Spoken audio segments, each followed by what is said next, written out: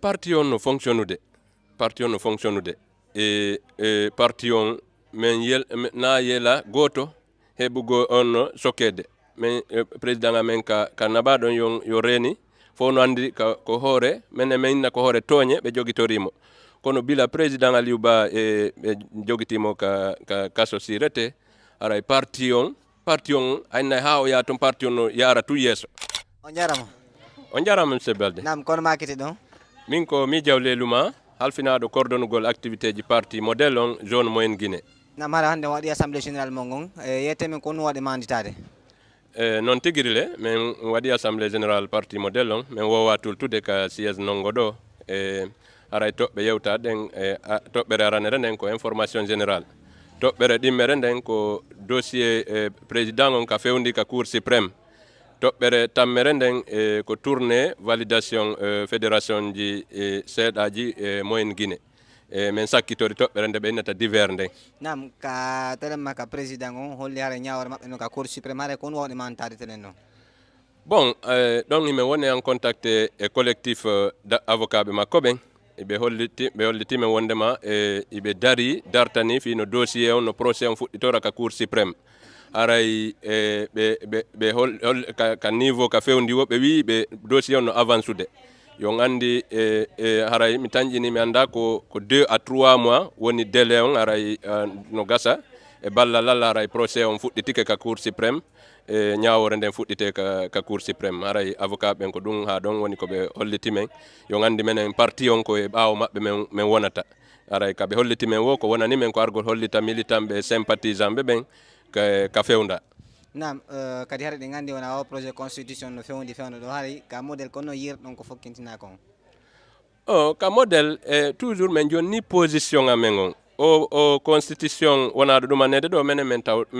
min tawta nder toon par ce que min teddiniraka min tawaka e ɗumannagol donc haray min résultat carrément kono ay min teddinirari min alors que le programme leydi ndin koko hawta haray menen min woni min darude no woni feƴƴirde noon en tant que parti politique aray kono min accompagna min résultat ko position mi tañƴini direction parti on noon awa haray mi faala yewtude nam ko woni woni wonde on tawta kono noon kadi on sakkaki on haɗa kadi yo ɗum wawa newade mais on andi ka fewndi ɗen hannde ɗon menen parti ko wodani men ko denon sugol si min yi ko hana no waɗude ton aray ko wodani men ko denon sugol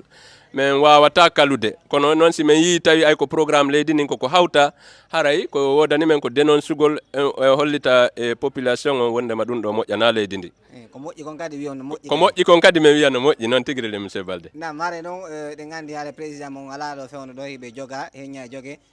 Aliou Ba haray noon yetemen kono parti on fewno ɗo parti on no fonctionnude parti on min na yela goto heɓugo on sokkede min président amen ka naɓaɗon yo reeni fof no andi ko hoore minen minna ko hoore tooñe ɓe jogitorimo kono bila président Aliou Ba ɓe jogitimo ka kaso sirete aray parti on hayna ha o yaha toon parti on no yara tout yeeso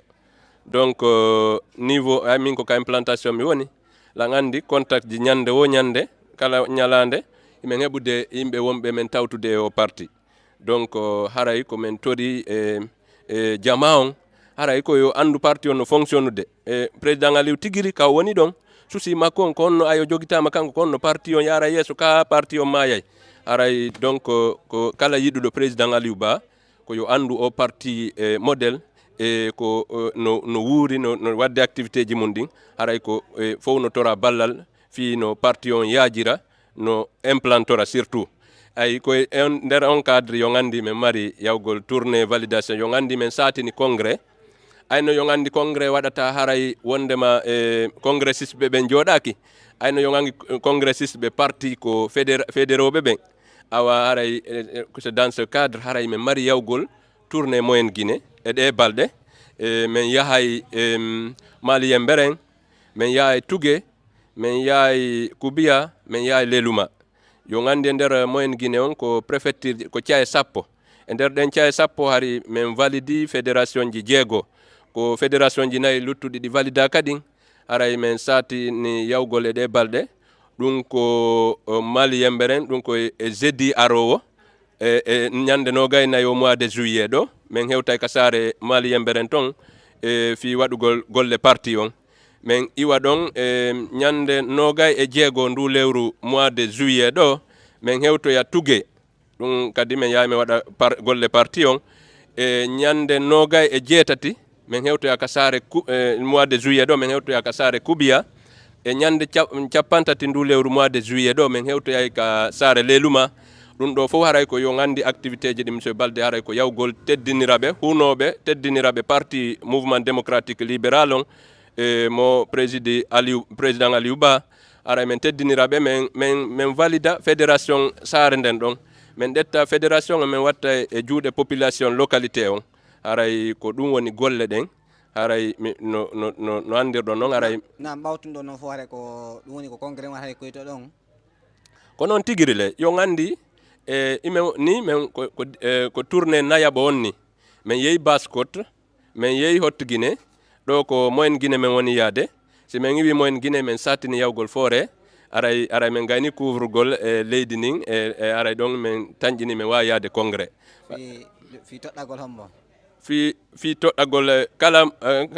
ko démocratie kala waweɗo wonde no candidat fi wongo président du modèle jama on ko jama on votantamo e yo gandi ko congressiste ɓe validata e bureau exécutif on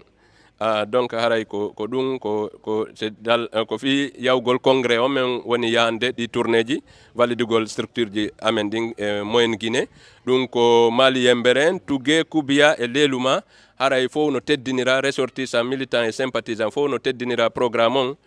kala yiɗuɗo o parti mouvement démocratique libéral yiɗi président Aliou Ba ko teddungal e moɗon on jarama musidɓe yiɓɓe on jarama merci